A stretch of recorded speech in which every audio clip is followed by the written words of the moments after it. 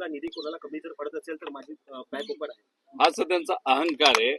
ते काय म्हणाले की जर कुणाला पैसे कमी पडत असतील तर सरकारकडे या, सरकारकडे पैसा कमी पडला तर मग माझ्याकडे या, मग मी माझ्या बॅगेतले पैसे तुम्हाला देतो. हा त्यांचा अहंकार आहे. हा अहंकारच जिरवायचा आहे आपल्याला. हे जे काही मोठे नेते अशा पद्धतीने बोलतायत की बॅग कोणाच्या पैशाची होती का, त्यांच्या घरच्या पैशाची नव्हती. जर इन्कम टॅक्स आणि आपण इतरही सर्व नियम बघितले तर 2 लाखाच्या पुढे आपण आपल्या घरामध्ये पैसा ठेवू शकत नाही.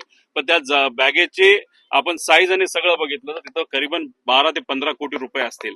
आणि मग त्याच्यावर तुम्ही म्हणता की तुमचे जर पैसे कमी पडले तर माझ्याकडे या. तुम्ही काय तिथं सावकार आहात का की पैसे द्यायला? तिथं की सरकारलाही कमी पडले तर मी देतो.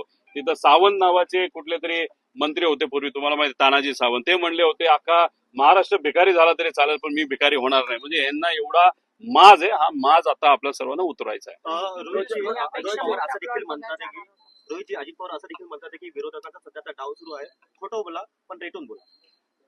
ते माझ्याबद्दल कदाचित बोलत नसतील कारण त्यांना माझा स्वभाव माहिती आहे. आतापर्यंत मी जे काय बोललोय ते पुरावे सकट बोललेलो आहे. त्यामुळे ते कोणाबद्दल बोलतात हे मला तरी सांगता येणार नाही. कारण झालं असं की त्या 3 पक्षामध्ये जे सत्तेत आहेत त्यांच्यामध्ये सुद्धा विरोधक आहेत. म्हणजे बीजेपीचं आणि एकनाथ शिंदेचं खूप चांगलं आहे हे माहिती आहे आपल्याला, त्यांचं खूप चांगलं नाहीये. तसंच दादांचं आणि शिंदे साहेबांचं चांगलं नाही हे आपल्याला तिथं माहिती आहे. त्यामुळे ते कुठल्या विरोधकांबद्दल बोलले, आमचे विरोधक म्हणजे आम्ही सर्वजण विरोधक का त्यांच्या आतल्या आत विरोधकांचं बोलले हे दादांना विचारावं लागेल.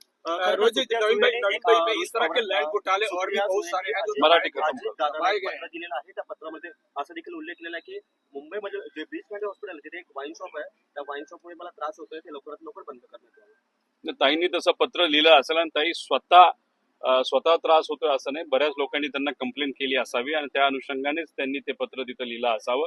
त्या बाबतीत अजितदादा काय निर्णय घेतात हे आपल्याला बघावं लागेल. त्याच्याच बरोबर काही दिवसांपूर्वी त्यांच्या विभागाने जो निर्णय घेतला, आता कदाचित दादांना माहित आहे का नाही मला माहित नाही, पण त्याच्यामध्ये सुद्धा आपण जर बघितलं तर या राज्याचा खूप मोठा रेव्हेन्यू लॉस होणार आहे. एक दारूचं लायसन्स आपण बघितलं